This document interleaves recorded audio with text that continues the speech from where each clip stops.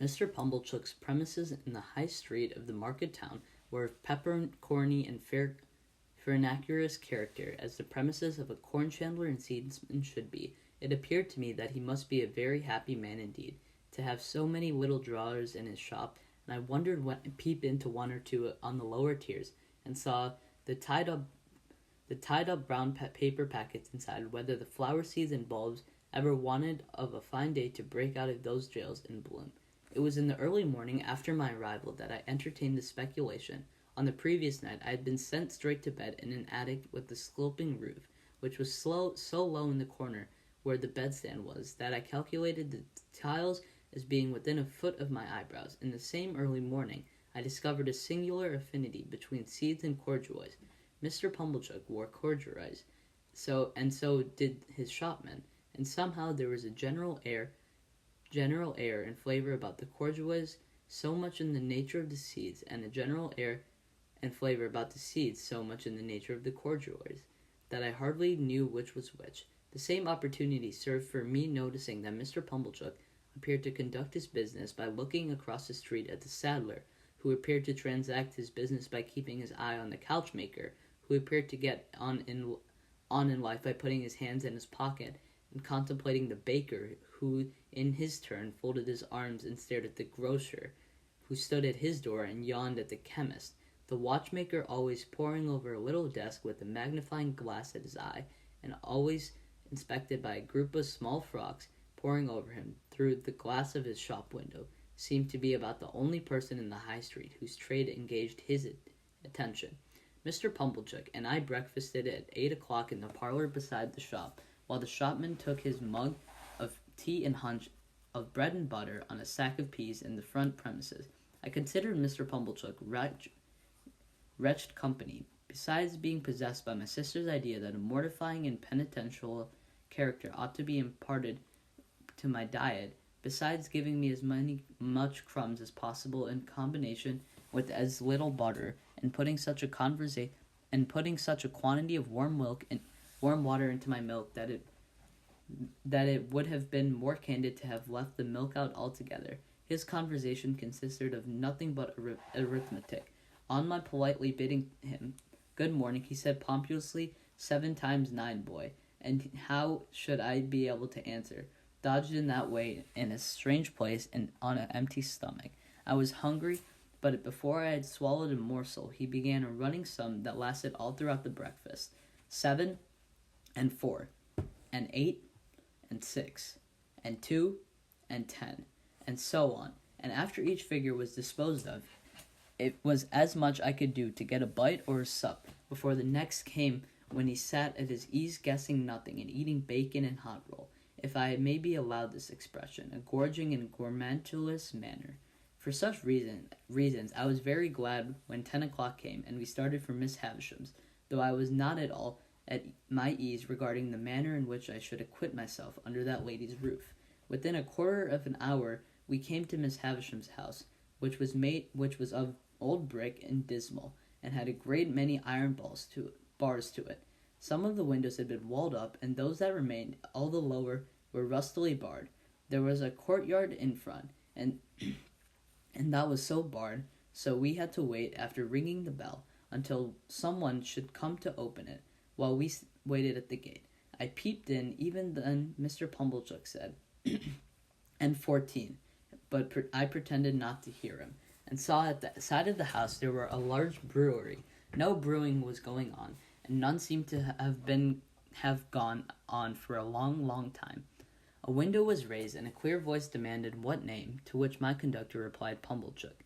The voice returned, quite right, and the window was shut again, and a young lady came across the courtyard with keys in her hand. This, said Mr. Pumblechook, is Pip. This is Pip, is it? Returned the young lady, who was very pretty, and seemed very proud. Come in, Pip. Mr. Pumblechook was coming in also, when she stopped him with the gate. Oh, did you wish to see Miss Havisham? If Miss Havisham wished to see me, returned Mr. Pumblechook, discomfited. Ah, said the girl, but you see she don't. She said it so finally, in such an undiscussable way, that Mr. Pumblechook, though in a condition of ruffled indignity, could not protest, but he eyed me severely, as if I had done anything to him, and departed with the words reproachfully delivered, Boy, let your behavior here be a credit unto them which brought you up by hand. I was not free from apprehension that he would come back to propound through the gate, and 16, but he didn't. My young conductress locked the gate, and we went across the courtyard. It was paved and clean, but grass was growing in every crevice. The brewery windows had a little lane of communication with it, and the wooden gates on that lane stood alone, and all the brewery beyond stood open away to the high enclosing wall, and all empty and disused. The cold wind seemed to blow colder there than outside the gate, and it made a shrill noise and howling, and in and out at the open sides of the brewery, like the noise of wind in the raging ship at a sea.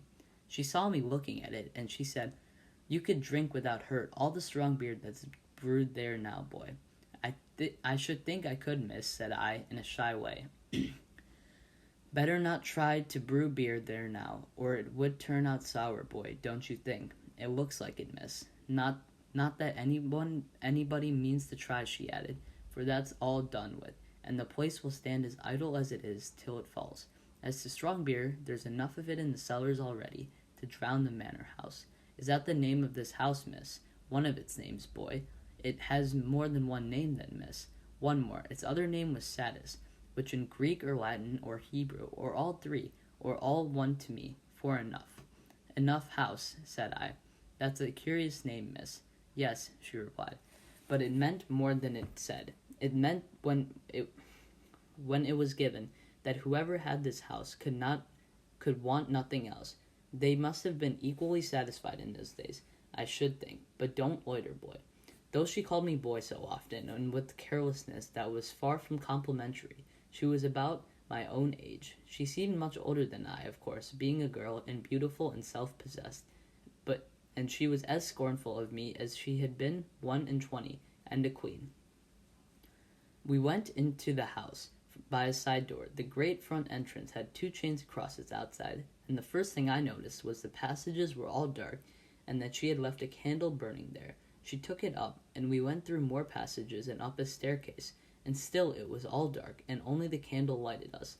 At last we came to the door of a room, and she said, Go in. I answered more in shyness than politeness, After you, miss. To this she returned, Don't be ridiculous, boy. I am not going in, and scornfully walked away, and what was worse, took the candle with her. This was very uncomfortable, and I was half afraid, however, the only thing to be done being to knock at the door. I was knocked and was told from within to enter. I entered, therefore, and found myself in a pretty large room, well lighted with wax candles.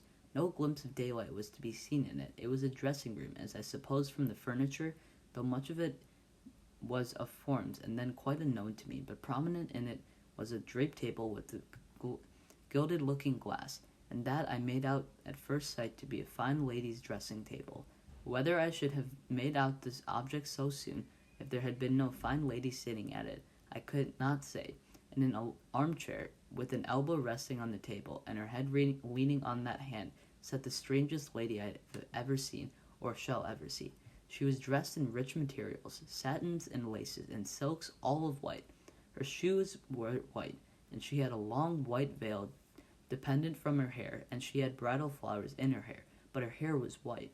Some bright jewels sparkled on her neck and on her hands, and some other jewels lay sparkling on the table. Dresses, less splendid than the dress she wore, and half-packed trunks were scattered about. She had not quite finished dressing, for she had but one shoe on, and the other was on the table near her hand.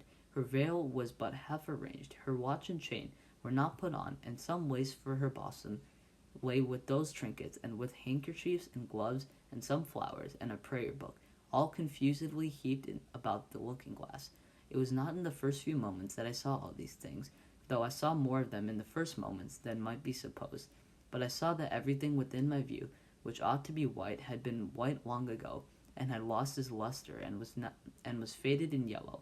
I saw that the bride within the bridal dress had withered like the dress, and like the flowers, and had no brightness left but the brightness of her sunken eyes.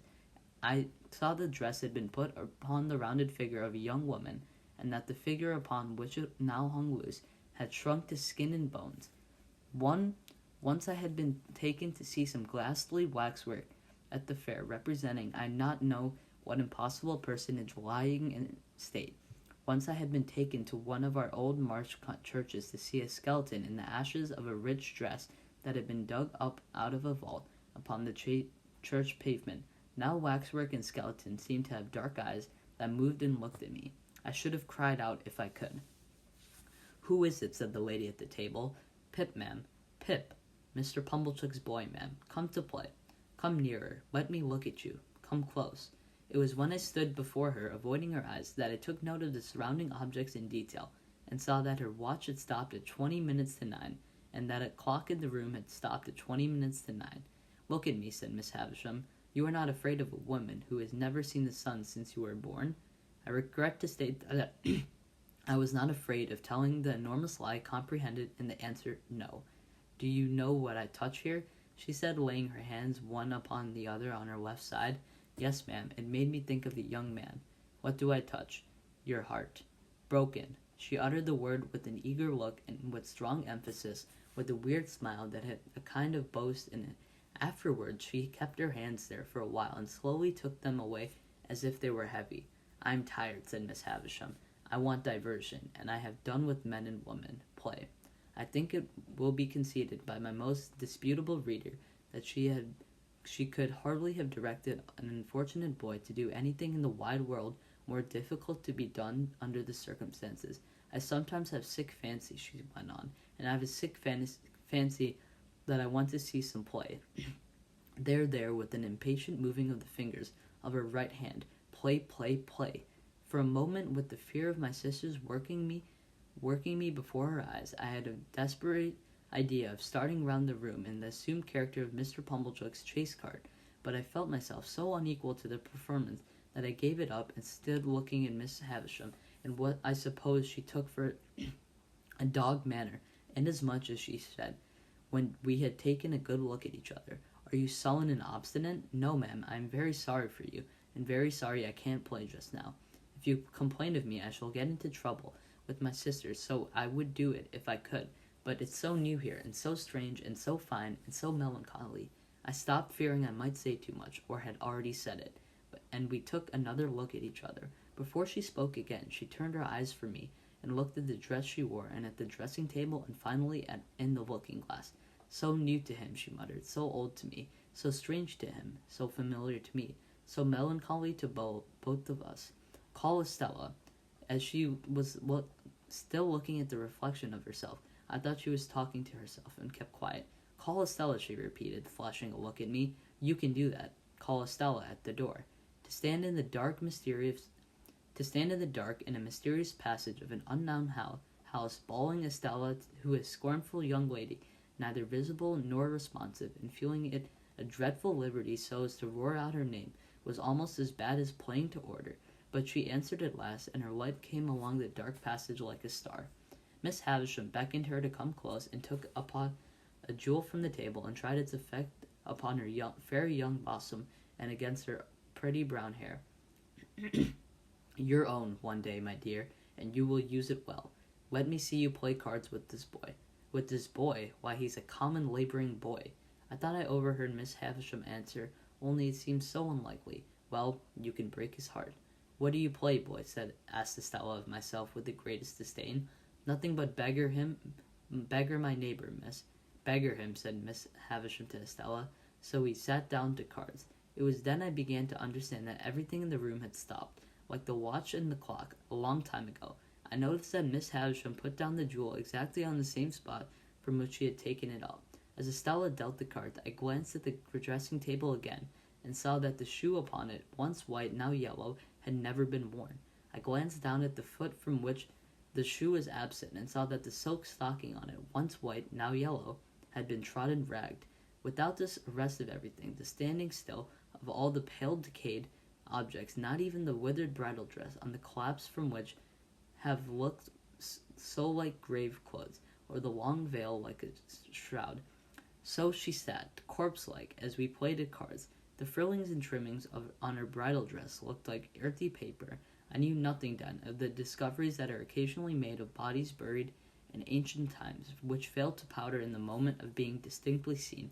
But I have often thought since that she might have looked as if in the admission of the natural light of day would have struck her to dust. He calls the knaves Jack's his boy, said Estella with disdain before our first game was out. And what coarse hands he has, and what thick boots. I never thought of myself being ashamed of my hands before, but I began to consider them a very indifferent pair. Her contempt for me was so strong that it began infectious, and I caught it. She won the game, and I dealt. I misdealt, as was only natural, when I knew she was lying in wait for me to do wrong, and she denounced me for a stupid, clumsy, laboring boy. You say nothing of her, remarked Miss Havisham to me as she looked on. She says many hard things of you, but you say nothing of her. What do you think of her? I don't like to say, I stammered. Tell me in my ear, said Miss Havisham, bending down. I think she is very proud, I replied in a whisper. Anything else? I think she is very pretty. Anything else? I think she is very insulting. She was looking at me then with a look of supreme aversion. Anything else? I think I should like to go home and never see her again, though she is so pretty. I am not sure that I shouldn't like to see her again, but I should like to go home now. We shall go soon, said Miss Havisham aloud. Play the game out. Saving for the one weird smile at first, I should have felt almost sure that Miss Havisham's face could not smile. It had dropped into a watchful and brooding expression, most likely when all the things about her became transfixed, and it looked as if nothing could ever lift it up again. Her heart had dropped so that she stopped, and her voice had dropped so that she spoke law, and with a dead lull upon her. Altogether, she had the appearance of having dropped, body and soul, within and without, upon the weight of a crushing blow. I played the game to an end with Estella, and she beggared me. She threw the cards down on the table when she had won them all, as if she despised them for having been one of me. When shall I have you here again, said Miss Havisham. Let me think. I was beginning to remind her that today was Wednesday, so when she checkered me with her former impatient movement of the fingers of her right hand. There, I know nothing of the days of the week. I know nothing of the weeks of the year. Come again after 6 days. You hear? Yes, ma'am. Estella, take him down. Let him have something to eat, and let him roam and look about him while he eats. Go, Pip. I followed the candle down as I had followed the candle up, and she stood in its place where we had found it, until she opened the side entrance. I had fancied, without thinking about it, that it must necessarily be night-time. The rush of daylight quite confounded me, and made me feel as if I had been in the candlelight of the strange room many hours. You are to wait here, you boy, said Estella, and disappeared and closed the door. I took the opportunity of being alone in the courtyard to look at my coarse hands and my common boots. My opinion of these accessories was not favorable. They had never troubled me before, but they troubled me now as vulgar appendages. I had determined to ask Joe why he had never taught me to call these picture cards jacks, which ought to be called knives. I wish Joe had been rather more gently brought up, and then I should have been so too. She came back with some bread and meat and a little mug of beer. She put the mug down on the stone of the yards, and she gave me the bread and meat, without looking at me as insolently as if I was a dog in disgrace. I was so humiliated, hurt, spurned, offended, angry, sorry. I cannot hit upon the right name for the smart. God knows what it was, that tears started to my eyes. The moment they sprang there, the girl looked at me with a quick delight in having been the cause of them. She gave me power to keep them back and to look at her, so she gave me a contemptuous toss, but with the sense, I thought, of having made too sure that I was so wounded, and left me. But when she was gone, I looked about for a place to hide my face, and got behind one of the gates in the brewery lane, and leaned my sleeve against the wall there, and leaned my forehead on it, and cried. As I cried, I kicked the wall, and took a hard twist in my hair. So bitter were my feelings, and so sharp were the smart without a name, that needed counteraction. My sister's bringing up had made me sensitive.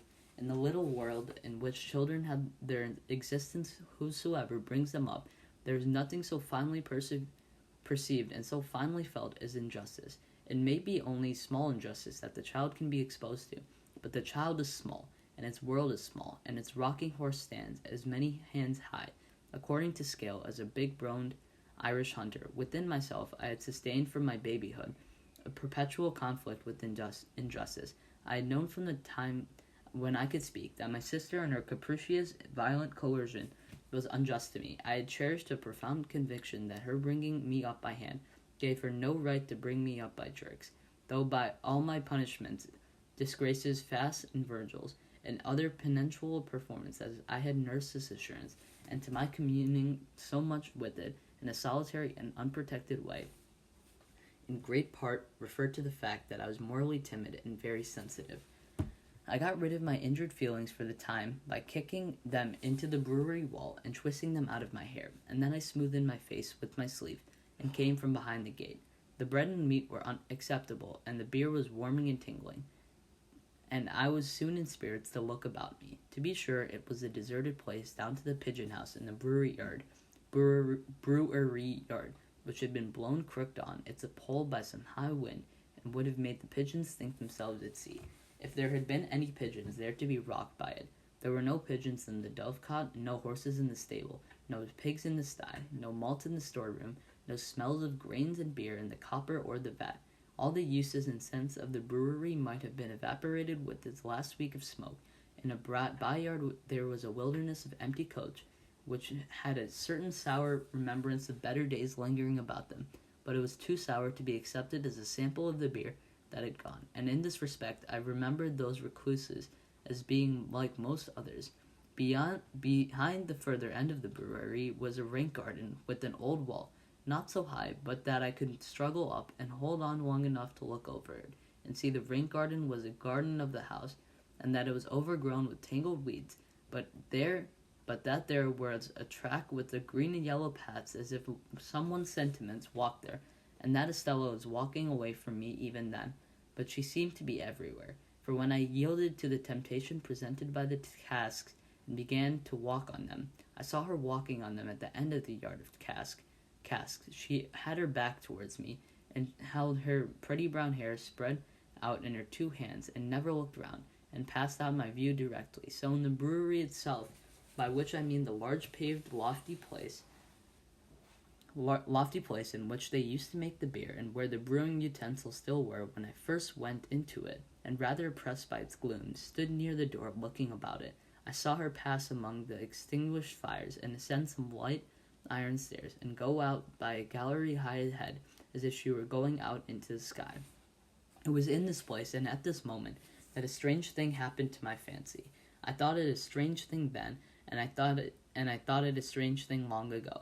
I turned my eyes, a little dimmed by looking up at the frosty light, toward a great wooden beam in a low nook in the building near me on my right hand, and I saw a figure hanging there by the neck, a figure all in yellow, white, with one shoe to the feet, and it hung so that I could see that the faded trimmings of the dress were like earthy paper, and that the face was Miss Havisham's, with the movement going over the countenance as if she were trying to call in to me. In this terror of seeing the figure, and in the terror of being certain that it had not been there a moment before, I at first ran from it, and then ran towards it, and my terror was greatest of all when I found no figure there. Nothing less than the frosty light of the cheerful sky, the sight of people passing behind the bars of the courtyard gate, and the reviving influence of the rest of the bread and the meat and the beer. She had brought me round. Even with those aids, I might not have come to myself as soon as I did, but that I saw Estella approaching with the keys to let me out. She would have had some fair reasons for looking down upon me, I thought, if she saw me frightened, and would have no fair reason. She gave me a triumphant glance, and passing me, as she rejoiced with that my hands were so coarse, and my boots were so thick, and she opened the gate and stood holding it. I was passing out without looking at her, when she touched me with a taunting hand. "Why don't you cry?" "Because I don't want to." "You do," said she. "You have been crying till you are half blind, and you are near crying again now." She laughed contemptuously, pushing me out, and locking the gate upon me. I went straight to Mr. Pumblechook's, and was immensely relieved to find him not at home. So leaving word with the shopman on what day I was wanted in Miss Havisham's again, I set off on the 4-mile walk to our forge, pondering as I went along on all I had seen. I deeply revolved that I was a common laboring boy, that my hands were too coarse, that my boots were thick, that I had fallen into a despicable habit of calling knives jacks, that I was much more ignorant than I had considered myself last night, and generally that I was low-lived, bad way.